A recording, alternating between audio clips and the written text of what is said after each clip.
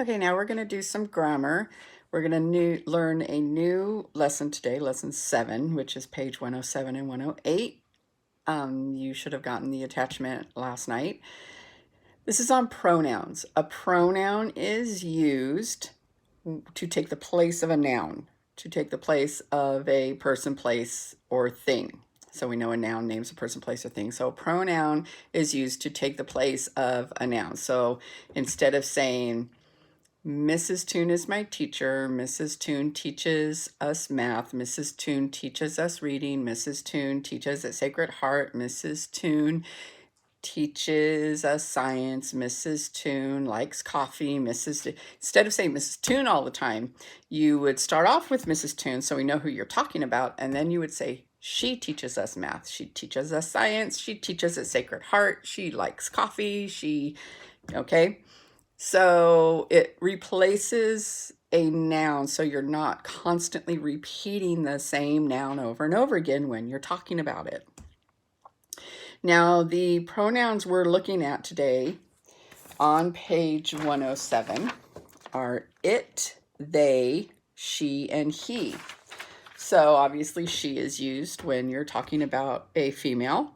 He is used when you're talking about a man or a male. And it is used if you're talking about an animal that you don't know if it's a male or a female, or a place or a thing.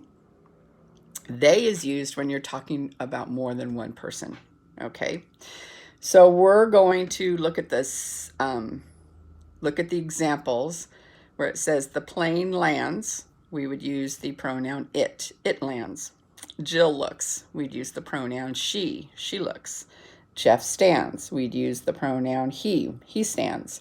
Jeff and Jill go, we would use the pronoun they go. So now we're going to look at speak it up. Name the pronoun in the word box that can take the place of the underlined noun or nouns in each sentence. So we have, I know I just touched my eye, don't do that, I'll wash my hands after this. So I'll read along with you. So you should have this page out. Number 1 says Steve and Betsy made bread. Well, what would take the place of Steve and Betsy? Very good, they. Number 2, Betsy warmed milk. What would take the place of Betsy? She. Very good. Number 3, Steve added flour. What would take the place of Steve? Good, he. And the bread baked in the oven. What would take the place of the bread? Very good, it. Now, if you look at number 4, bread is the only thing underlined because the or the is actually an adjective that we use in front of a noun. But we wouldn't say the it baked in the oven. That'd be kind of creepy. But we wouldn't say the it. We would just say it. So anytime you have a noun with a, an, or the in front of it, that goes away when we use a pronoun also. Okay, so now what you're going to do is you're going to write the pronouns for the underlined words on the lines below. So the example, Betsy likes bread, we would use she likes bread. So number 1, Steve and Betsy made bread. What did we say we were going to use? They. Very good. They like bread.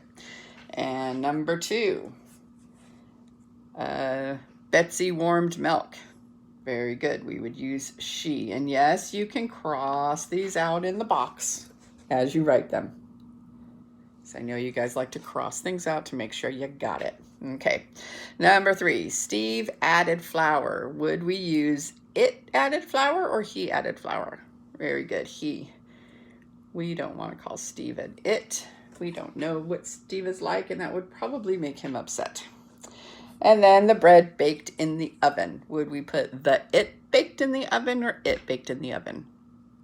Very good, it, because we don't add the when we are replacing a noun with a pronoun. So it baked in the oven. Good job. Okay, so let's turn the paper over. You are going to do on your own, What you need to do is you're going to write each sentence again, not just the word. You're going to write each sentence again and use a pronoun from the box to take the place of the underlined noun. So the example is, toys are on the rug. Well, if there's more than one thing, we also use they. We don't use its, right?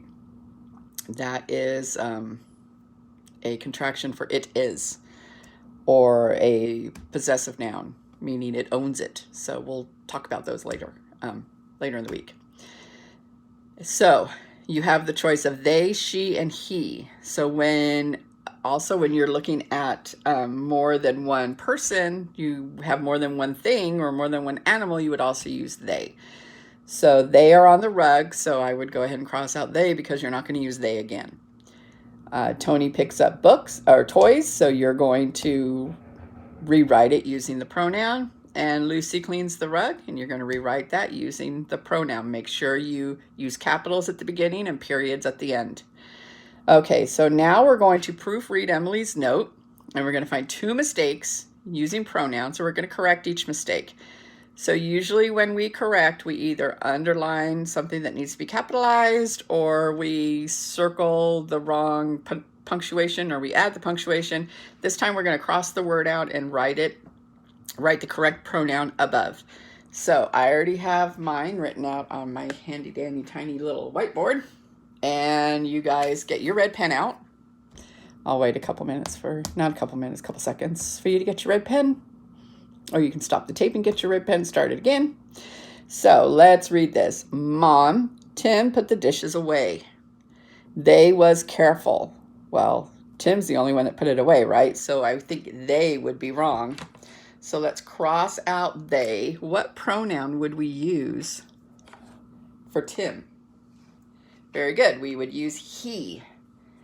So go ahead and with your red pen, write the word he above they on your paper. And then the kitchen is clean now. He looks spotless. Well, the kitchen is not a boy, right? So what pronoun would we use instead of he? It. Very good, because the kitchen is a place. So we would use it. So cross out he like that. And above it in your red pen, put it. Okay, there. Then you're going to rewrite the whole note, all 4 sentences plus Mom and Emily, on a separate piece of paper. Don't forget to add capitals where they need to be added and punctuation where it needs to be added.